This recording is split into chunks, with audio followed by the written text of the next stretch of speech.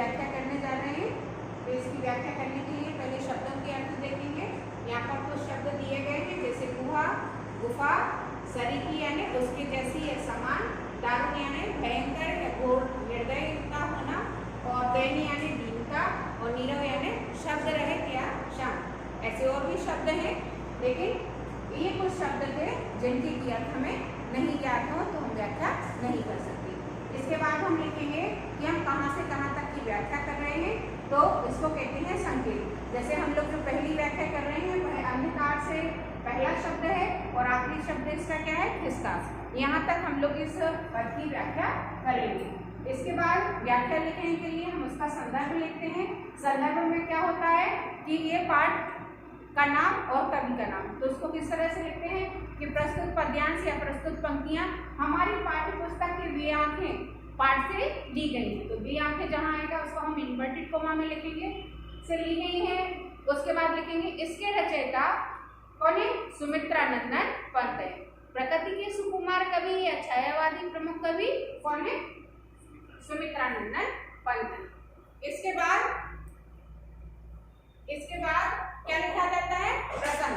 प्रसंग में क्या लिखेंगे कि इन पंक्तियों में क्या बताया गया है, इन पंक्तियों में किसान की दयनीय स्थिति का वर्णन किया गया है। और जहां किसान की दयनीय स्थिति का यानी कमजोर वर्ग के प्रति जो है हम प्रेम की भावना है ना, और उदारता की भावना, और जहां पर अमीरों के प्रति घृणा की भावना व्याप्त होती है, पर प्रगतिवाद की प्रमुख विशेषता होती है। तो एक हमें यहाँ से विशेष भी मिल गया लिखने के लिए कि इसमें क्या बताया गया है, तो दयनीय स्थिति का वर्णन किया गया है ना। अब हम लिखेंगे व्याख्या। व्याख्या किस तरह से करेंगे, देखिए इसमें दिया गया है, पहला पद आप निकालें, उसमें है अंधकार की गुहा से। पंत जी ने यहाँ पर, सुमित्रा नंदन पंत जी ने यहाँ पर किसान की दयनीय स्थिति का वर्णन करते हुए कहते हैं कि उसकी आंखें कैसी लग रही हैं, किसान की आंखें गुहा सरी यानी गुफा जैसी लग रही हैं, सुरंग जैसी लग रही हैं। जैसे अंधेरे में देखने से डर लगता है, ऐसे ही उसकी आंखों में जो दुख है उनको देखने से हृदय अत्यंत दुखी हो रहा है। उन आंखों से डरता है, मैंने उन आंखों में देखने से मन भयभीत हो रहा है। भरा दूर तक उसमें दारू यानी दूर दूर तक, यानी उसके हृदय में क्या भरा है, उसकी आंखों में क्या भरा है, दारू यानी नित जो उसके साथ अत्याचार हो रहा है और उसकी करुणा उसकी आंखों में दिखाई दे रही है। दैन्य दुख नीरव रोध, और वो शांत होकर क्या कर रहा है, रुदन कर रहा है उसका मन, ऐसा प्रतीत हो रहा है उसकी आंखों को देखकर। तो आंखों को किसकी तरह बताया गया है, गुफा की तरह। दो चीजों में समानता बताई गई है। कौन सा अलंकार है यहाँ पर, उपमा अलंकार है। वह स्वाधीन किसान रहा अभिमान भरा आंखों में।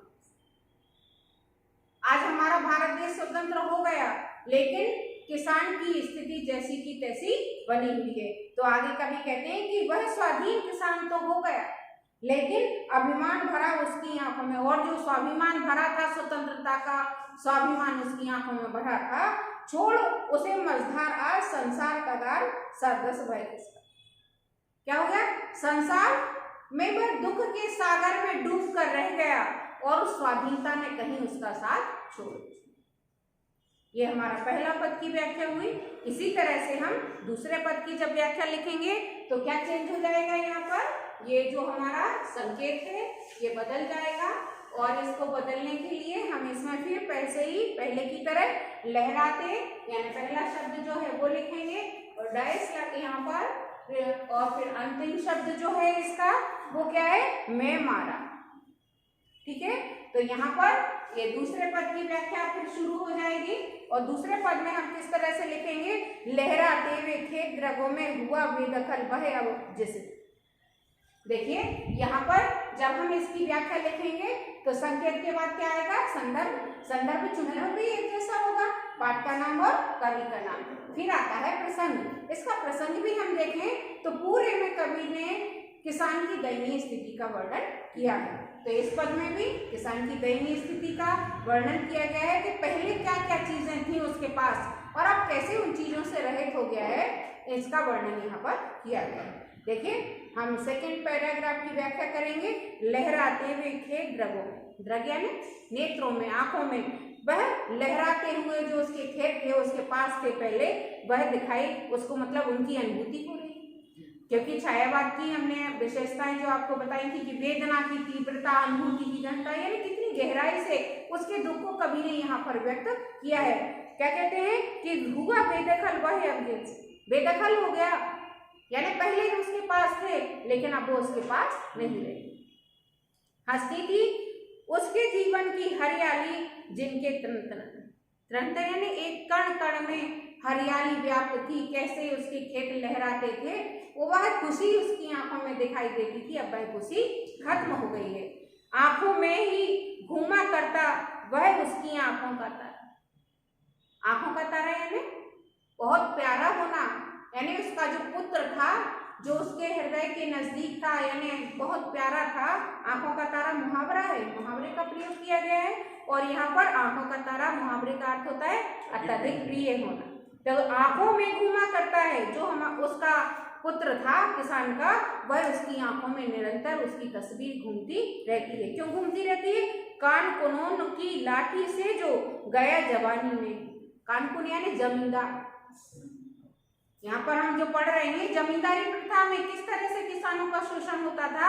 कवि कह रहे हैं कि उन जमींदारों ने उसके पुत्र को लाठियों से मारकर और मार कर उसे का मृत्यु तक पहुंचा दिया। तो उसकी याद, अपने आंखों के तारा अर्थात अपने हृदय के टुकड़े, उसके पुत्र की याद आज भी उसके हृदय में और उसके जो प्रेम है उसकी आंखों में दिखाई देता है। तो इस तरह से सेकेंड पैराग्राफ की व्याख्या कंप्लीट होती है और इसमें भी किसान की दयनीय स्थिति का वर्णन किया गया है। अब देखें आप दोनों पदों की व्याख्या के बाद हम इसमें विशेष देख लेते हैं। आप देखें पहले पद में जो विशेष है, पहले पद में क्या विशेष है? ये कुछ विशेष दोनों में एक जैसे ही है। जैसे खड़ी बोली का भावानुकूल प्रयोग किया गया है, यानी इन पदों में किस भाषा का प्रयोग किया गया है? खड़ी बोली का।